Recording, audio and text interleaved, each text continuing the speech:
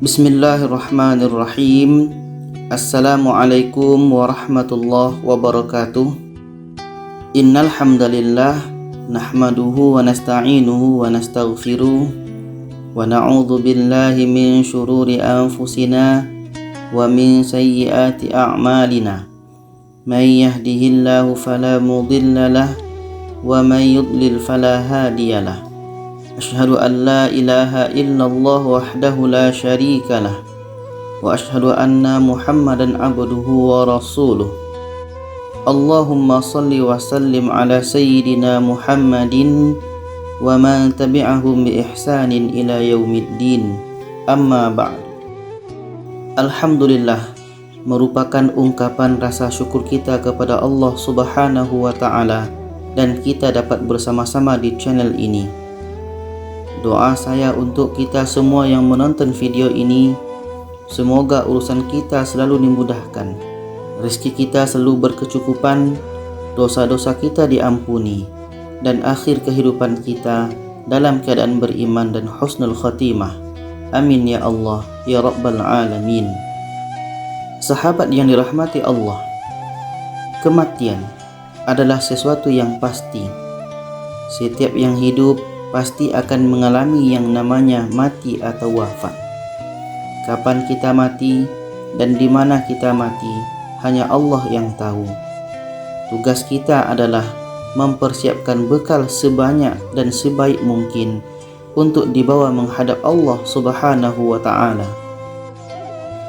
Allah Subhanahu wa taala menyatakan dalam firman-Nya, setiap yang bernyawa pasti akan merasakan mati. Dan hanya pada hari kiamat sajalah diberikan dengan sempurna balasanmu. Barang siapa dijauhkan dari neraka dan dimasukkan ke dalam syurga, sungguh dia memperoleh kemenangan. Kehidupan dunia hanyalah kesenangan yang memperdaya. Al-Quran Surah Ali Imran ayat 185. Rasulullah SAW bersabda, orang mukmin yang paling utama adalah orang yang paling baik akhlaknya. Orang yang cerdas adalah orang yang paling banyak mengingat kematian dan paling baik dalam mempersiapkan bekal untuk menghadapi kehidupan setelah kematian. Mereka adalah orang-orang yang berakal. Hadis riwayat Ibnu Majah.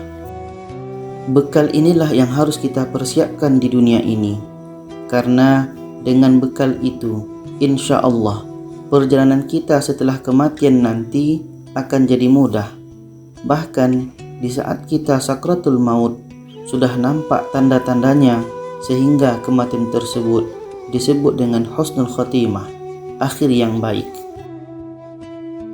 Apakah tanda-tanda kematian husnul khatimah, akhir yang baik itu? Yaitu 1. Mengucapkan kalimah syahadah saat akan meninggal. Sangat beruntung bagi kita yang akhir kehidupan kita nantinya mengucapkan kalimah syahadah, karena syurga sudah dijamin untuk kita. Rasulullah SAW bersabda, barang siapa yang akhir perkataannya adalah kalimah la ilaha illallah, tidak ada sesembahan yang berhak disembah selain Allah, maka dia akan masuk syurga. Hadis riwayat Abu Dawud. 2. Meninggal dunia dengan kening berkeringat. Di segelintir masyarakat kita ada yang mengatakan kalau ada yang meninggal dalam keadaan berkeringat itu pertanda su'ul khatimah, akhir yang buruk. Padahal itu adalah salah satu tanda-tanda kematian husnul khatimah, akhir yang baik. Rasulullah SAW bersabda, kematian seorang mukmin, kematian orang yang beriman dengan keringat di kening. Hadis riwayat At-Tirmidzi, Ibnu Majah, An-Nasa'i dan Ahmad. 3. Meninggal dunia pada malam atau hari Jumat. Hari Jumat adalah penghulu dari segala hari.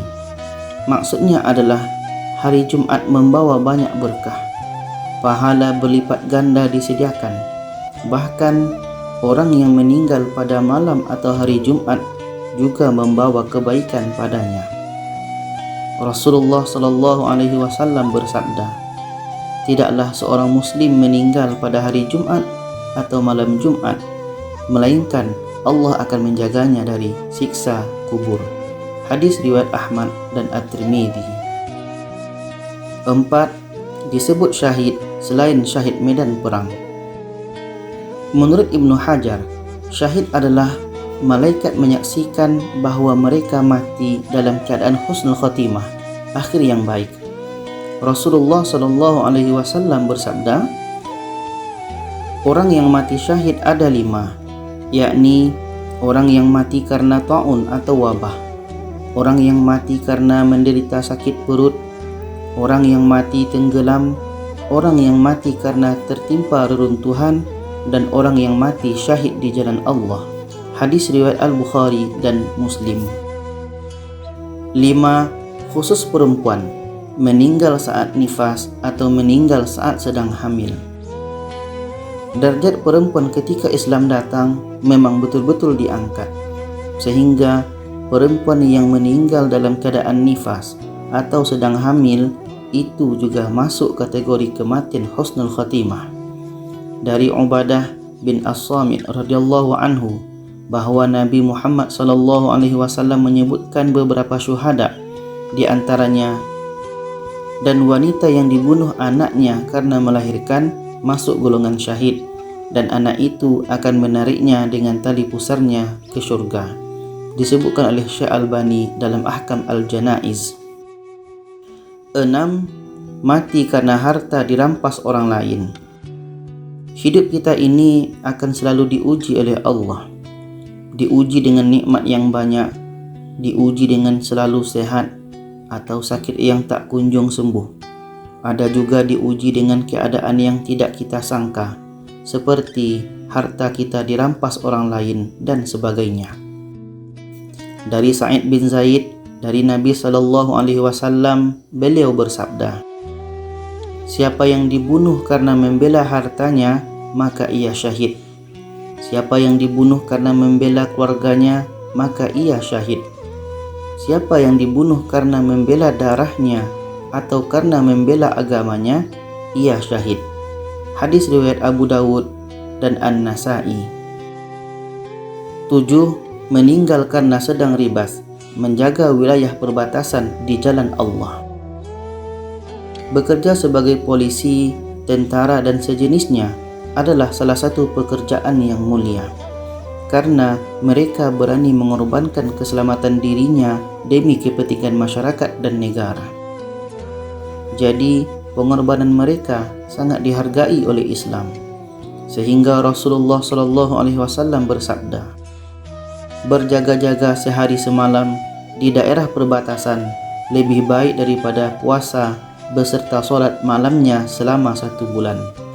Seandainya ia meninggal, maka pahala amalnya yang telah ia perbuat akan terus mengalir dan akan diberikan rezeki baginya, dan ia terjaga dari fitnah. Hadis riwayat Muslim. 8. Meninggal dalam keadaan melakukan amal soleh. Sering kita mendengar dan melihat di YouTube atau media sosial lainnya, ada seseorang hamba Allah meninggal dalam keadaan sujud, sedang solat, sedang baca Al-Quran, sedang membantu orang dan lainnya. Subhanallah, itu adalah akhir kehidupan yang sangat indah. Rasulullah SAW bersabda, barang siapa mengucapkan la ilaha illallah karena Allah, kemudian amalnya ditutup dengannya, maka ia masuk syurga. Barang siapa berpuasa karena Allah, kemudian amalnya diakhiri dengannya, maka ia masuk syurga. Barang siapa bersedekah, kemudian itu menjadi amalan terakhirnya, maka ia masuk syurga. Disebutkan oleh Syekh Albani dalam Ahkam Al-Janaiz. Sahabat yang dirahmati Allah, inilah 8 tanda kematian husnul khatimah, akhir yang baik. Semoga kita termasuk hamba Allah yang akhir hidup kita nanti meninggal dalam keadaan husnul khatimah, dan mudah-mudahan kita terhindar meninggal dalam keadaan su'ul khatimah, akhir yang buruk. Amin ya Allah ya Rabbal Alamin. Demikian yang bisa saya bagikan. Semoga bermanfaat untuk kita semua. Wallahu a'lam bissawab. Wassalamualaikum warahmatullahi wabarakatuh.